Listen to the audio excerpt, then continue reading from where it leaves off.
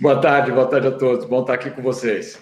Jamil, vamos lá chamar esse levantamento da plataforma Statista, que é uma plataforma alemã também de pesquisa, de avaliação de dados. A reprovação do Trump é maior do que a aprovação em todos os temas perguntados a respeito de um assunto específico que a gente vai trazer aqui. Ela é pior referente ao caso dos arquivos do Jeffrey Epstein. Então, para quem está nos acompanhando agora só por áudio, eu vou dar uma explicada aqui na tela, mas vale a pena para você que está nos acompanhando em vídeo também. A gente vê aqui essa desaprovação no caso dos arquivos do Epstein, que o Jamil vai poder explicar muito melhor aqui para a gente. 63% dos eleitores estadunidenses desaprovando esse assunto é o que mais gera desaprovação. A gente tem outros assuntos também, como as deportações, como a guerra entre Rússia e Ucrânia, tem a questão da imigração, também do genocídio palestino, enfim, tem vários assuntos aqui que geram desaprovação por parte dos eleitores estadunidenses, mas quando a gente olha para esse caso do Jeffrey Epstein, está em primeiro lugar ali. Essa história é bastante enrolada, né, Jamil? Mas basicamente a própria base do Donald Trump está se voltando contra ele nesse momento. Sabe aquela história, Gabi, que você semeia vento? O que você colhe? Tempestade. Né? Tempestade. Claro. Nenhuma dúvida sobre isso. O que fez Donald Trump durante a campanha eleitoral dele? Semeou conspirações, uma após a outra. E, claro, todas elas baseadas ou em desinformação, ou manipulação de dados, ou, obviamente, uma tentativa de criar uma indignação nacional em relação a algum tema específico. Ele é um mestre da manipulação. O problema é que chega um momento em que isso tudo tem um custo. E aí, o que aconteceu especificamente nesse caso do Epstein? Epstein, aquele financista, nós todos sabemos, na verdade, foi preso por fazer, basicamente, construir uma rede de prostituição, de exploração de menores, toda aquela história que nós sabemos. O que Donald Trump fez durante a campanha eleitoral dele? Ele, basicamente, colocou, olha só, sabe aquela elite de Washington? Sabe aquela elite econômica dos Estados Unidos? Como se ele não fizesse parte, né, Chico? Ele é do povo, né? A gente conhece também essa história, que eu sou do povo. Enfim, sabe aquele pessoal? Eles todos são, não só eles são corruptos, mas eles também são pedófilos. Eles também estão envolvidos nos piores crimes. E eu, quando chegar na Casa Branca, vou absolutamente vou abrir todos os arquivos do caso do Epstein para mostrar que os democratas e os grandes financistas e a elite econômica dos Estados Unidos está voltada contra vocês, meu povo. Então vote em mim e eu vou fazer isso por vocês. O que aconteceu? Ele chega na Casa Branca e não vou liberar aqueles documentos. Porque, claro, aqueles documentos são extremamente sensíveis e, claro, toda a teoria conspiratória de que, eventualmente, é ele mesmo que está colocado ali dentro daqueles documentos. E aí o que ele diz, e essa é a parte fundamental dessa história, depois de ser pressionado pelo movimento MAGA, pela base, absolutamente pela base do movimento republicano mais radical, ele diz o seguinte semana passada para essa base: vocês são ridículos, os republicanos ridículos. Calma aí, eu votei por você, para você chegar ao poder e me mostrar como as elites são corruptas, inclusive liberando os documentos do Epstein. E agora você chega na Casa Branca e diz que eu sou um ridículo. Então, assim, há um enorme mal-estar que está acontecendo nos Estados Unidos, não é pelo tema econômico apenas, não é pelo tema das deportações, não é pela guerra, não é por nada disso, é porque aquela base mais radical descobriu que foi traída. E aí é um problemaço. Né? Então, claro, agora o Donald Trump está tentando reverter a situação está criando, obviamente, vários outros casos, dizendo que vai processar o Obama, e entre tantos outros casos, para tentar, obviamente, desviar a atenção. Mas o fato é que, pela primeira vez, há realmente uma crise. Só que essa crise não é entre os democratas e os republicanos, não é entre os progressistas e ultraconservadores, não. É o fato de que a base mais radical de Donald Trump descobriu que foi enganada. É muito bom isso, né, Chico? Porque a gente tem ali os apoiadores do Donald Trump queimando o boné, por exemplo, do MAGA, que é a base mais radical ali dos republicanos, E o Donald Trump, eu estava falando isso com o Jamil mais cedo, é interessante como a extrema-direita age quando ela se sente pressionada, né? O Donald Trump vai e dá um tiro no próprio pé, ele fala, eles são tolos, eles são burros, quer dizer, você está ofendendo as pessoas. Sim, ele parte para um conflito aberto com essa base, né? Essa base que é a base mais enfurecida, a base que o segurou até agora. E assim, é um escândalo que só cresce, né, Jamil? A visibilidade de mídia também desse escândalo, tem esse rolo agora dele com o Washington Post, não é isso?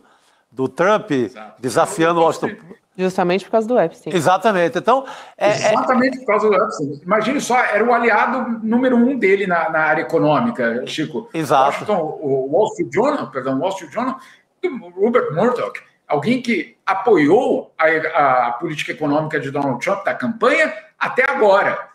E aí, quando o Wall Street Journal vai lá e faz jornalismo e publica basicamente uma reportagem, insisto, eu até falei com a Gabi isso mais cedo, a gente não está falando de um jornalzinho de bairro, né? Sim. Estamos falando do Wall Street Journal, que obviamente, para ter publicado o que publicou, e na verdade era uma carta de Donald Trump para o Epstein, e uma carta na qual ele não escreve, mas ele desenha, e ele desenha um corpo de uma mulher nua para o seu colega e supostamente assina essa carta ou esse desenho, ele faz aquela assinatura dele, aquela conhecida, muito grande, no lugar íntimo daquele desenho da mulher. Então, é tudo muito, obviamente, eu diria, estranho, no mínimo. Agora, o Wall Street Journal fez um trabalho de apuração, chegou à conclusão que sim, de Donald Trump, e foi lá e publicou, né? E qual é o problema dessa reportagem, Chico? É que eles foram, obviamente, ouvir o outro lado. Quem é o outro lado? O próprio Donald Trump. E o Donald Trump, então, ao falar com o jornal, ameaçou o jornal, ameaçou os jornalistas. E aí que fizeram os jornalistas, como a gente faria também, né, Chico? Colocamos na matéria. Claro. Nós fomos ameaçados pelo próprio Donald Trump ao fazer essa matéria. Aí, claro, quando essa matéria sai, ele abre, obviamente, ou pelo menos diz que vai abrir um enorme processo e vai pedir indenização 10 bilhões de dólares. 10 bilhões de dólares é o que ele está solicitando. Claro, isso não é um ataque só ao Wall Street Journal, é um recado a todos os jornais americanos, de que, olha só, não ousem entrar nesse tema, porque esse vai ser o preço que eu vou cobrar de vocês, caso vocês sigam adiante com esse caso. Então, obviamente, é uma história muito fundamental para entender não só a relação entre Donald Trump e a extrema-direita, mas também entre Donald Trump e a própria imprensa americana. Então, é claro, e esses números são números reveladores, muita gente muito insatisfeita com Donald Trump.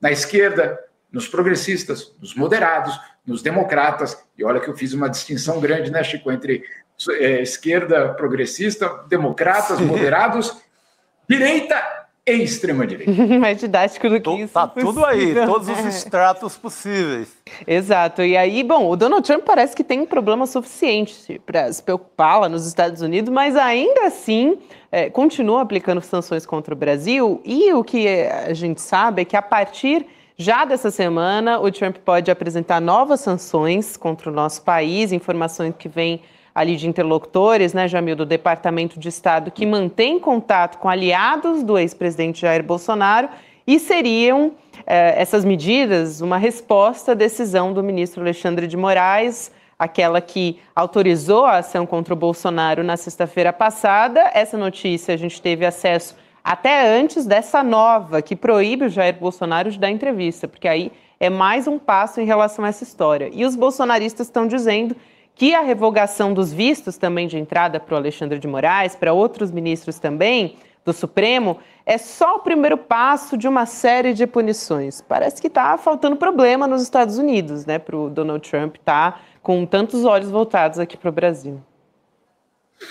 Mas, Gabi, de fato, o próprio governo brasileiro já se prepara para novas medidas. Então, não vai ser nenhum tipo de surpresa se nós tivermos medidas extras. Agora, quais podem ser essas medidas? Pode ser uma nova tarifa? Pode elevar para 100% a tarifa? Pode, obviamente. Ele fez isso com a China, ele fez isso já em outras situações, com o Canadá mesmo, com o próprio México. Então, não seria uma novidade Donald Trump aumentar. Agora, Para um setor que já tem uma tarifa de 50%, tanto faz se você leva de 50% para 100%, porque nos 50% ele já está inviabilizado como exportador. Né? Então, ok, eu anuncie 100%, porque os 50% já é grave o suficiente. A partir dos 50%, dificilmente muda a situação. Você continua extremamente, vamos dizer assim, bloqueado no mercado americano. Então, o que pode acontecer? Pode, obviamente, vir algum tipo de outra sanção, por exemplo, com o confisco de bens dos ministros do Supremo, do Gonê, diretor-geral da Polícia Federal, enfim, de outras autoridades brasileiras, com confiscos de propriedades e de bens nos Estados Unidos ou com a proibição de usar o sistema financeiro americano. Isso pode acontecer. Por que pode acontecer? Porque já foi usado por Donald Trump contra quem? Contra o Tribunal Penal Internacional, que investiga, no caso, justamente os crimes cometidos por Israel em Gaza. Ou seja, tampouco seria a primeira vez. Nós não temos a exclusividade dessa história, né? Ela já foi utilizada em vários momentos. O governo brasileiro já está ciente disso, o próprio, no caso, o STF também já está consciente disso. Agora, o que pelo menos eu tenho escutado dentro do governo é de que não há negociação nem sobre o julgamento de Jair Bolsonaro, nem sobre a democracia brasileira, que isso não está sobre a mesa e que o governo brasileiro simplesmente vai ignorar essa, vamos dizer assim, esse componente, né? Essa retaliação. Sempre que a negociação for tarifária, a negociação vai acontecer. Né? Então, o que é? Etanol por açúcar? É esse setor por aquele setor? Que é a abertura de qual setor e o que eu ganho nisso exatamente? Até aí, tudo bem. Aí é parte de uma negociação comercial. Agora, o que o governo, pelo menos, vem dizendo, pelo menos até hoje, vem dizendo é que não negocia, obviamente, no fundo, a soberania brasileira. Muito bom. Acho que é fundamental a gente ter essas informações que o Jamil traz aqui para a gente, também para a gente ter uma ideia do que vem por aí. Jamil, bom demais ter você aqui nessa segunda-feira. A gente vai ter muito que conversar ainda essa semana. Bom trabalho por aí, querido. Valeu.